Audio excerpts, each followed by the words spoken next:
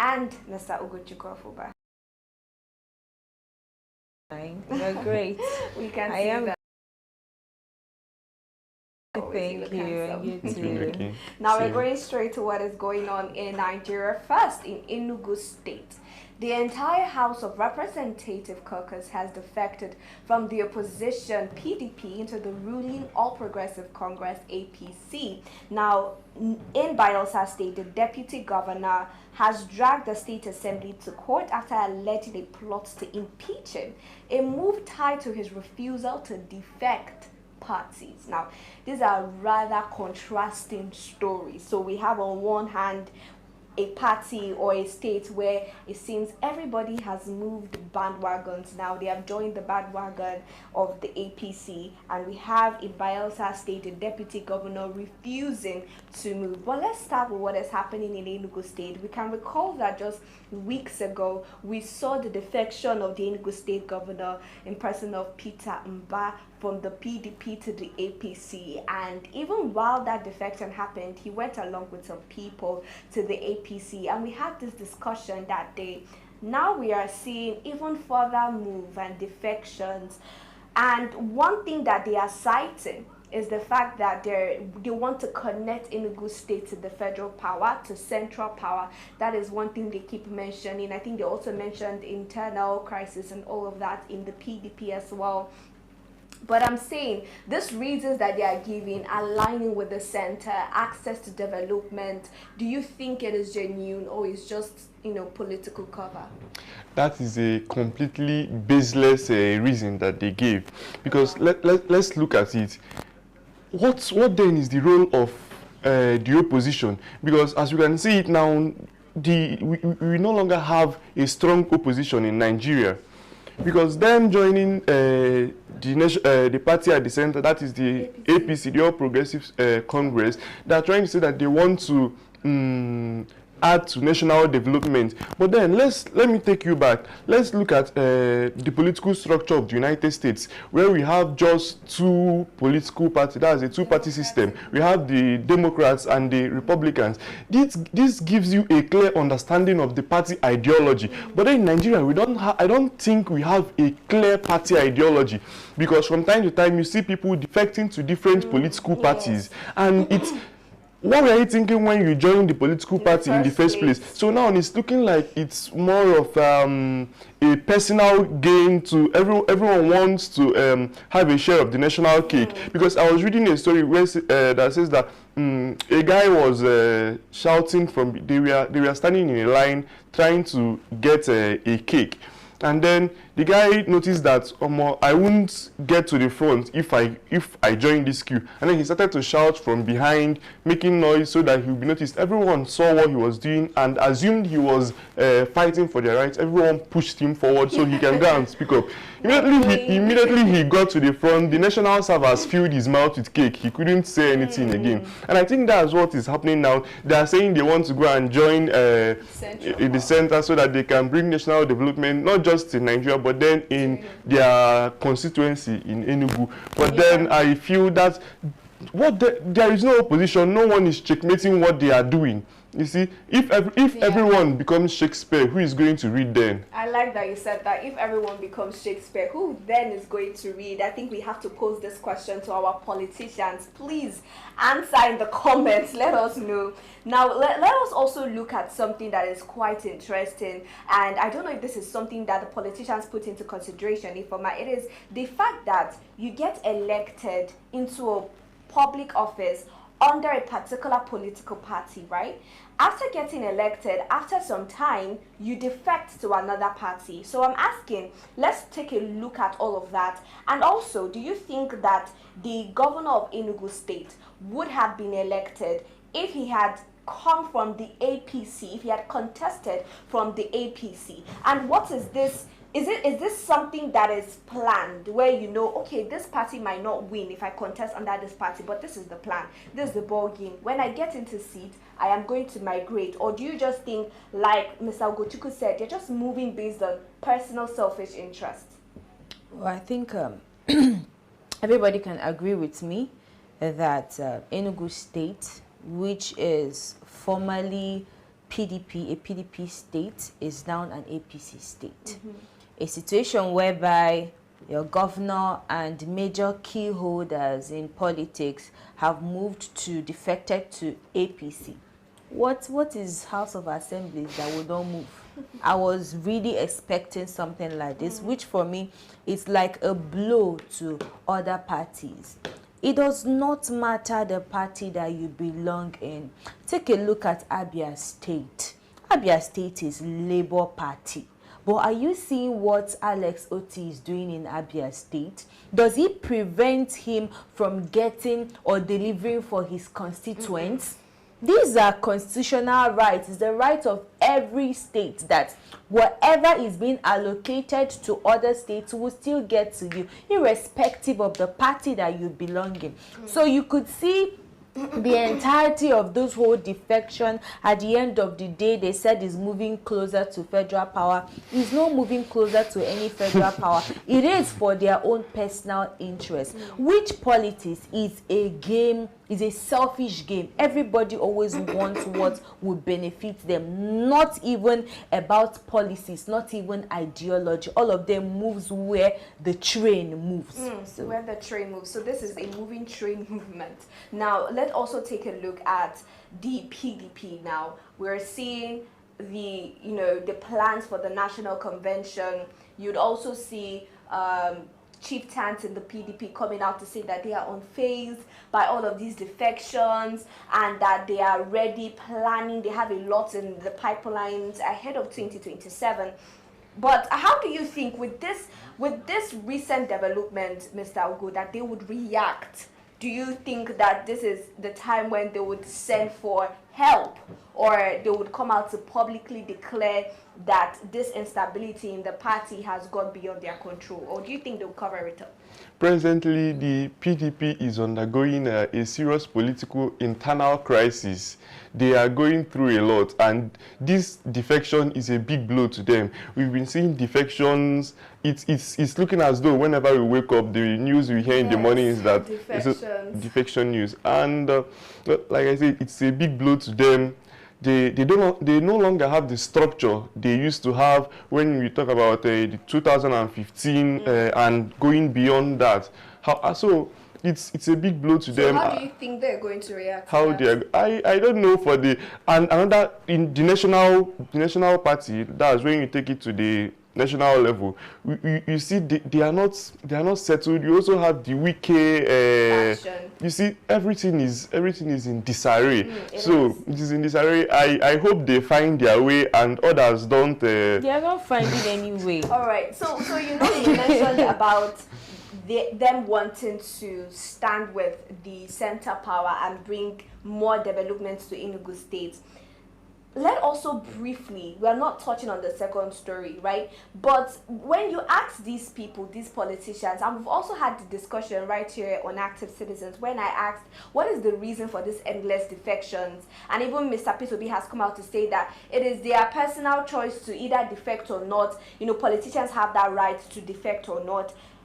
And other people have said the same thing as well. But if this is purely because of internal crisis, political structure failure in their own parties, they think APC is more organized, doing better, they want to connect to center power, why then do we have the issue of the Bayelsa state governor coming to complain, publicly as a result of them forcing him to defect from the same PDP to APC? And because of that refusal to defect, there's all these controversies about him joining the military personnel, the military that wanted to, conduct that coup against the president, Ifoma. Okay, if I get you correctly, and following the part of the question, I think that this is more like the presidency plan. It's, for me, they have a vendetta with all these parties. And with what I'm seeing right now, we are moving to a one-party system of government in Nigeria. That is what I am seeing clearly here. Because like I said earlier, it doesn't matter the party that you belong in. If you want to better the lives of people in Enugu State or in any state, you can do that being in the party that you belong to. You understand?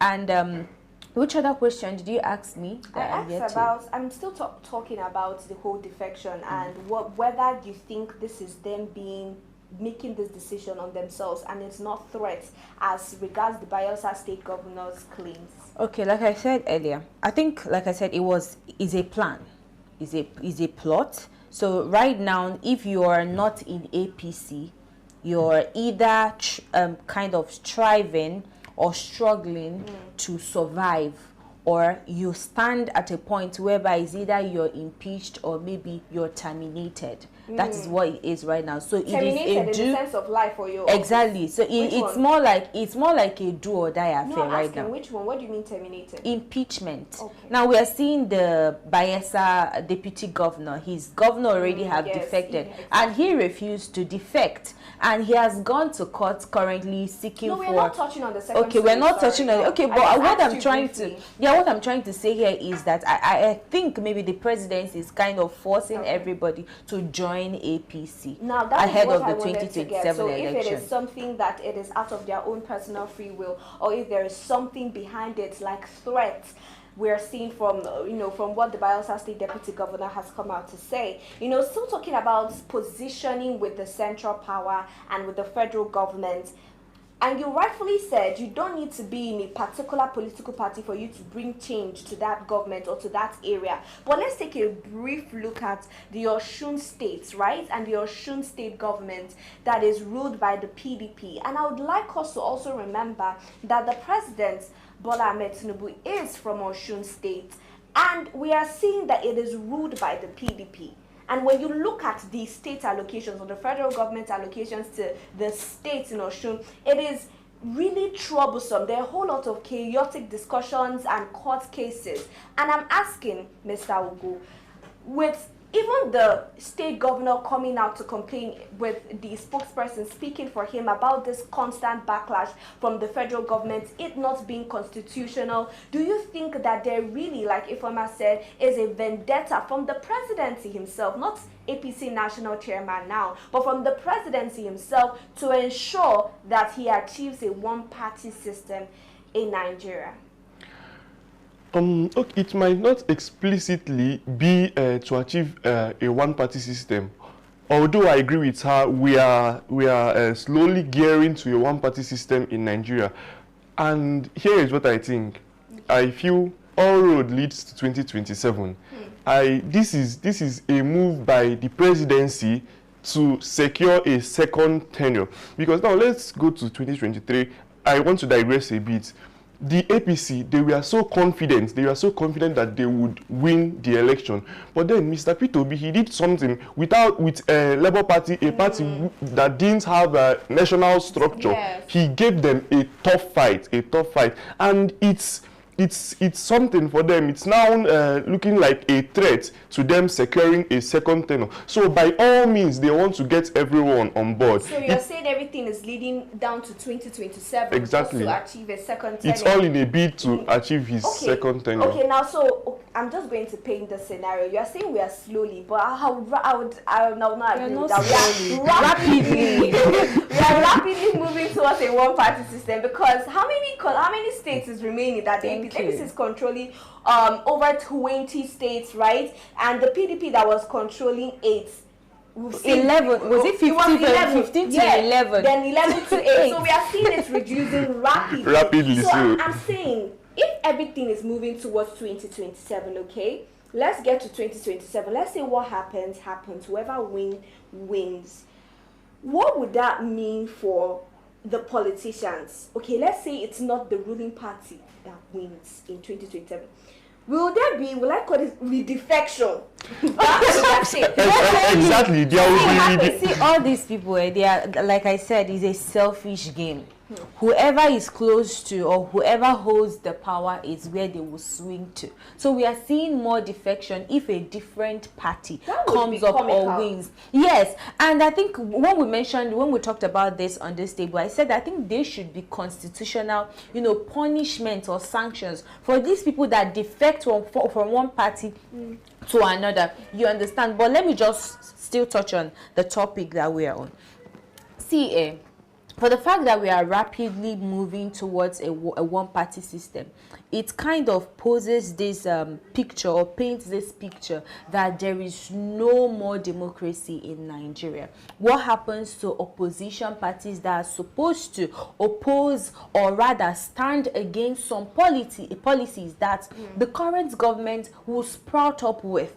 You understand? It's looking like nobody can criticize you anymore. Yes. It's now an authoritarian government whereby you can come out, bring up any policy, and everybody will follow suit. Nobody to monitor, nobody to checkmate, which for me it is bad at that. You know, when you have a rule, of course I'm going to let you speak, Mr. Ogo, but when you have a situation or a society where they do not practice the rule of law, or the rule of law does not apply to everybody, you are not going to achieve peace, you're not going to achieve good governance, because there would be inequality and feelings of frustration from the people you're trying to rule. Now, Mr. Ugo, you know, in addition to that, with what is going on now, you know, we are also going to tie it to the next story, which is about the Bayelsa State situation, and the Bayelsa State Deputy Governor coming out to complain publicly that his position as Deputy Governor of Bayelsa State is being threatened, not because of bad leadership, not because of mismanagement of funds or any political scandal, but because he simply refused to defect from the PDP to the APC party. And I'm saying, right, a party like PDP that is still coming out to claim that they still have things under control. We saw what happened in Rivers State, where Fubara was illegally, you know, impeached for 6 months. I would call it impeachment for 6 months. They said it was suspension for 6 months, right? And the PDP were not able to do anything really. Yes, they came out to talk and to clamor for more investigation to be looked into what was going on, but really it still stood. And I understand it's coming from the presidency, but do you think that there is any such thing as opposition party right now? Just briefly, as we move to the next question. Right now, we don't have any opposition in the Nigerian politics. The opposition has fallen so flat, it will be difficult for them to get up again. We don't look at the oppositions. We have the other day we saw the ADC coming out to say that they are forming a coalition of opposition, and yet in the same ADC we still have internal conflicts, possible ambition rivalry. Yes, exactly. And I do believe that most of these things are fueled by the presidency. They're the one inciting all these crises and things not going well. But then, aside from that, I wanted to say something on the question you asked. I feel maybe the constitution of the Nigerian constitution might not explicitly provide for maybe any law for defection. There is actually. There is. Okay, maybe. But we live in a lawless society. Okay. Sorry. One thing I was trying to talk about is party ideology. I said that earlier. Assuming we had a party ideology, when you see someone moving from one party to the other, you will not take the person serious. Like I mentioned, the state like the United States of America, when you see, if during this election cycle you see a politician moving to the Democratic Party, the next election cycle, you would not take that politician serious. Yeah. So what we're saying now is, Mr. Ugo, right? Taking a look at the coup plot, the alleged coup plot, and we saw even what Mr. President came out to say, that the unverified coup plot is affecting investors' trust in Nigeria as regards them coming to invest their resources into Nigeria and all of that. And in the beginning, we still said, a lot of Nigerians said that was not true, but what we saw yesterday, the sacking of service chiefs, the appointment of new service chiefs going on, now them tying that same coup to the deputy governor of Bayelsa State. How do you think that is genuine? First, personally, do you think that is genuine? I honestly don't know. I honestly don't know. Most of the things that we talk about are things that maybe we kind of thought of and we feel like, okay, this is maybe what's going on. But at the end of the day, we are not in those parties. We are not with them to decide what exactly is going on. But we've already seen the news this morning about the restraining, yes, the Bayelsa governor coming out to lament that they are planning to impeach him, you understand, because he refused to defect to PDP. Number one, defect to APC. Number one, you could see that he is not in, good relationship or with his governor. We're seeing they're having internal crisis. And apart from that, I feel he has already gone to court, which for me it's cool that he got restraining order from the impeachment. And not just that, his security, what was it called? He got order from the court that they won't withdraw his security operatives, his personal security operatives. Oh, have they granted that already? Or they've not granted that, but at least he didn't more like make it spiral. He went straight legally, you understand, to fight for himself. So, which for me, it's not bad. And we like the fact that, the same court, the judiciary, where, you have problems or national or political issues, they go to the courts to resolve it, right? But we've also seen issues where it seemed as though our judiciary did not deliver up to par or as expected. Now, with all of this crisis, political crisis or political party crisis and clashing, what is happening in the PDP, even the Osun State is in court with the federal government. Now we are seeing the Bayelsa states. How important, how crucial is the role of our judiciary in stabilizing the peace of the nation? And what happens if they are not able to do so, if our judiciary is compromised, Mr. Oko? The judiciary, they say is the last hope of the common man. But lately, is it? It's not lately. let's take a look at the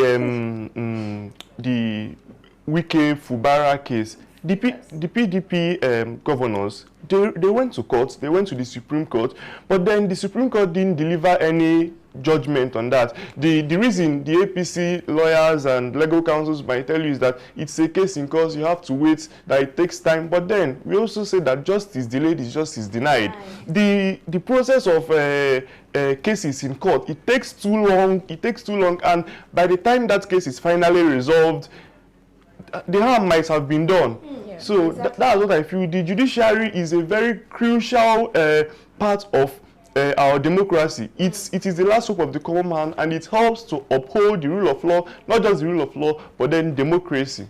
I like that you said that it would help to uphold democracy. We also remember what happened at the Senate House where Senator Natasha, filed her own court cases and charges against the Senate President, Senator Akpabio. But now it seems that she has extended an olive branch to Senate President Godswill Akpabio, inviting him and other lawmakers to the inauguration of constituency projects in Kogi State.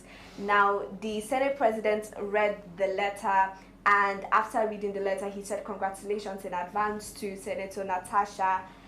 With what is happening, just briefly, do you think that this is going to finally quell the long-heated fight back and forth with Senator Natasha and Senator Akpabio?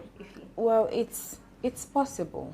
It's possible. I mean, what waiting did they use conflict to do? What benefit is it? So let's call it a quit at this point in time. I mean, we have a lot of things to fix in Nigeria. So if it is peace, let it be truce. I like that. If there is peace, let it be truce as well. Now, but for you, Mr. Ugo, we know that before now, there are a lot of things that has happened and transpired, and for the theme of this event, right, is to come and commemorate and celebrate with her for some constituency projects in Kogi State. Let's talk a little about Senator Natasha's commitment to her constituency, even while still under suspension. Is this something that we think is going to become a normal, where we see senators really passionate about their constituency, or is this a peculiar case to Senator Natasha? Senator Natasha, she has, when she was suspended, or rather when they wanted to suspend her, we saw a case where she went to her constituency, and I even think they got a court order to restrict her from doing any event, but she still went on. She didn't she didn't violate the court order. I think she used a chopper, a helicopter or something. And we saw people from her constituency, they all came out in their numbers and mass to join her and here. So this shows that I'm not in Kogi Central constituency. I don't know what she's doing there. But from the reaction we've seen from her people, if you saw that particular video, it was genuine love for her and the work she's been doing. So I think Senator Natasha has been doing well for her constituency and her people. But then, like Ifeoma rightly said, conflict never yields anything good. So it would be in her best interest, and that of Senator Kwabio, exactly, to resolve the conflict and find ways to work together for the greater good of Nigerians. Exactly. It shouldn't be for the greater good of Nigeria moving forward. Whatsoever that will not serve for the betterment of Nigeria should not even be a topic up for discussion. Thank you so much, Mr. Afuba, for that. And thank you to you, Ifeoma Oji, for joining me as always on the show. And to you, our viewers, for always doing this with us morning, afternoon, evening. If you're joining us for the first time, this is Morning Pulse and you are on Active Citizens, where we discuss politics in Nigeria. You can follow us across all social media platforms at Active Citizens. If you have not subscribed yet, what are you waiting for? Please endeavor to subscribe right now. You can also find me across all social media platforms at Sharon Enemchukwu. And Jiri Foma. You can find me on Facebook at Oji Sophia and on Instagram at Misolex. Mr. Ugochukwu. You can find me on Facebook, Instagram, and X at Ugochukwu Afoba. Alright, you just watched Morning Pulse on Active Citizens. I'm still your host, Sharon Enemchukwu. Till I come your way again later today, do have a fabulous morning.